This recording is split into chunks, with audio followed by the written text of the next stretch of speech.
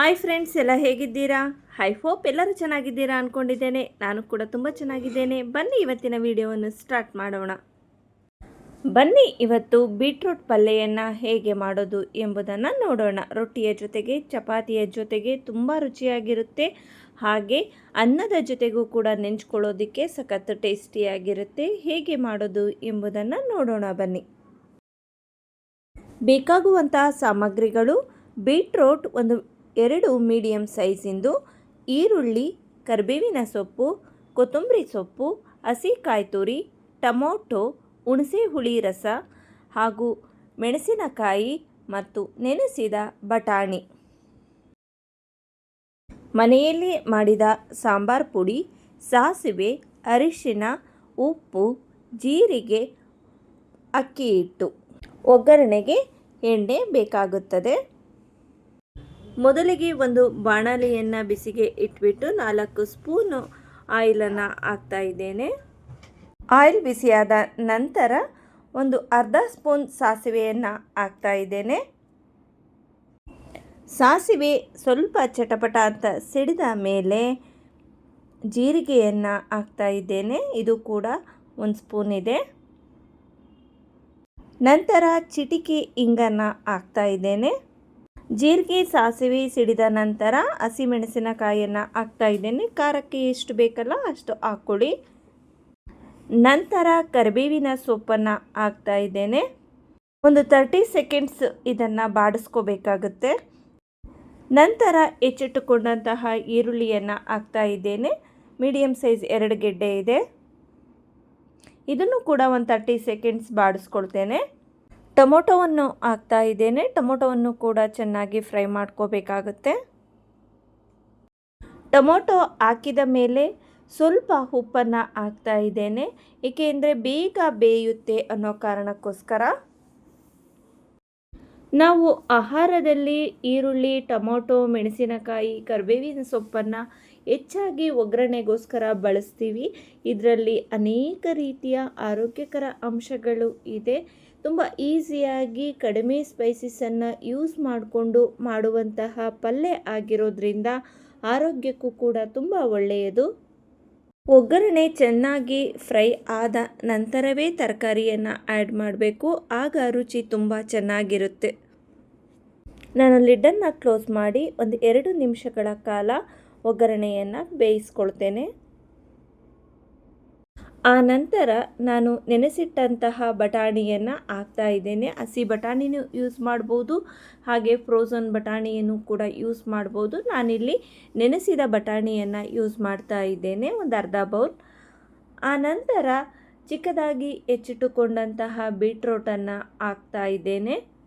Beetroot ಸೇವನೆಯಿಂದ ಆರೋಗ್ಯಕ್ಕೆ ಅನೇಕ ರೀತಿಯ ಅನುಕೂಲತೆಗಳನ್ನು ಪಡೆದುಕೊಳ್ಳಬಹುದು. ಬೀಟ್ರೂಟ್ ರಸದಲ್ಲಿ ನೈಟ್ರೇಟ್ ಅಂಶವು ಅಧಿಕವಾಗಿದ್ದು, ಇದನ್ನು ದೇಹವು ನೈಟ್ರಿಕ್ ಆಸಿಡ್ ಆಗಿ ಪರಿವರ್ತಿಸುತ್ತದೆ. ಇದು ರಕ್ತನಾಳಗಳನ್ನು ವಿಶ್ರಾಂತಿ ಮತ್ತು ಹಿಗ್ಗಿಸುವ ಸಂಯುಕ್ತವಾಗಿದ್ದು, ಇದು ಸುಧಾರಿತ ರಕ್ತದ ಹರಿವು ಮತ್ತು ಕಡಿಮೆ ರಕ್ತದೊತ್ತಡಕ್ಕೆ ಕಾರಣವಾಗುತ್ತೆ. ಅಧಿಕ ರಕ್ತದೊತ್ತಡ ಮತ್ತು ಹೃದಯನಾಳದ ಕಾಯಿಲೆಗಳ ಅಪಾಯವನ್ನು ಕಡಿಮೆ ಮಾಡುತ್ತದೆ. ಬೀಟ್ರೂಟ್ ಸೇವನೆಯಿಂದ ರಕ್ತಹೀನತೆಯ ನಿವಾರಣೆ. ಇದರಲ್ಲಿ ಅಧಿಕ ಪ್ರಮಾಣದ ಐರನ್ ಕಂಟೆಂಟ್ ಇರೋದ್ರಿಂದ ಹಿಮೋಗ್ಲೋಬಿನ್ ಉತ್ಪತ್ತಿಗೆ ಸಹಾಯಕ ಆಗುತ್ತೆ. ಬೀಟ್ರೂಟ್ನಲ್ಲಿ ಅಧಿಕ ಪ್ರಮಾಣದ ಪ್ರೋಟೀನ್, ಕ್ಯಾಲ್ಶಿಯಂ, ಕಾರ್ಬೋಹೈಡ್ರೇಟ್ಸ್, ಪೊಟ್ಯಾಷಿಯಂ, ಕಬ್ಬಿಣ, ರಂಜಕ, ಸೋಡಿಯಂ, ಮೆಗ್ನೀಷಿಯಂ, ವಿಟಮಿನ್ ಸಿ, ಫೋಲೇಟ್ನಂತಹ ಅಧಿಕ ಪ್ರಮಾಣದ ಪೋಷಕಾಂಶಗಳನ್ನು ಒಳಗೊಂಡಿದೆ. ಸ್ವಲ್ಪ ನೀರನ್ನು ಆ್ಯಡ್ ಮಾಡಿಬಿಟ್ಟು ಬೇಯೋದಕ್ಕೆ ಇಡ್ತೇನೆ. ನಾವು ಇದೇ ರೀತಿ ಒಗ್ಗರಣೆಯನ್ನು ಹಾಕಿಬಿಟ್ಟು ಕುಕ್ಕರಲ್ಲಿಯೂ ಕೂಡ ಹಾಕಿ ಬೇಯಿಸ್ಕೋಬಹುದು, ಹಾಗೇನೂ ಕೂಡ ಓಪನ್ನಾಗಿ ಮಾಡ್ಕೋಬಹುದು. ನಾವು ಈ ರೀತಿಯಾಗಿ ಡೈರೆಕ್ಟಾಗಿ ಬೇಯಿಸೋದ್ರಿಂದ ಪೋಷಕಾಂಶಗಳು ನಷ್ಟ ಆಗೋದಿಲ್ಲ. ತರಕಾರಿಯಲ್ಲಿ ಪೋಷಕಾಂಶಗಳು ಹಾಗೆ ಉಳಿದುಕೊಳ್ಳುತ್ತವೆ.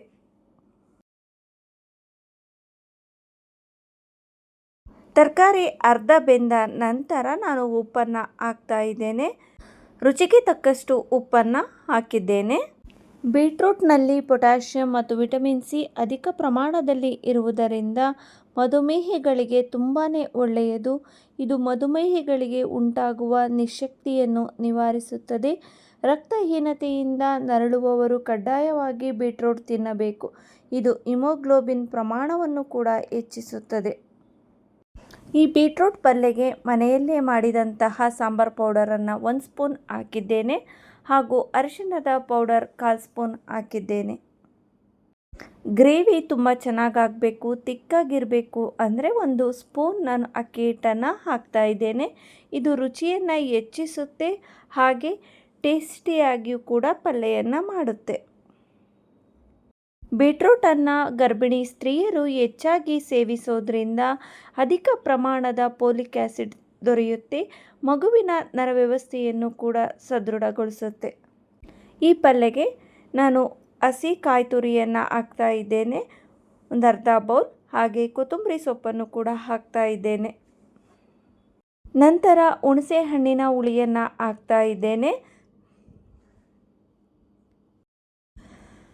ಎಲ್ಲದನ್ನು ಚೆನ್ನಾಗಿ ಮಿಕ್ಸ್ ಮಾಡಿ ಒಂದು 2-3 ಮಿನಿಟ್ಸು ನಾವು ಇದನ್ನು ಚೆನ್ನಾಗಿ ಕುದಿಸ್ಕೋಬೇಕಾಗುತ್ತೆ. ಗ್ರೇವಿ ಜಾಸ್ತಿ ಬೇಕು ಅಂದರೆ ಸ್ವಲ್ಪ ನೀರನ್ನು ಆ್ಯಡ್ ಮಾಡ್ಕೋಬೇಕಾಗುತ್ತೆ.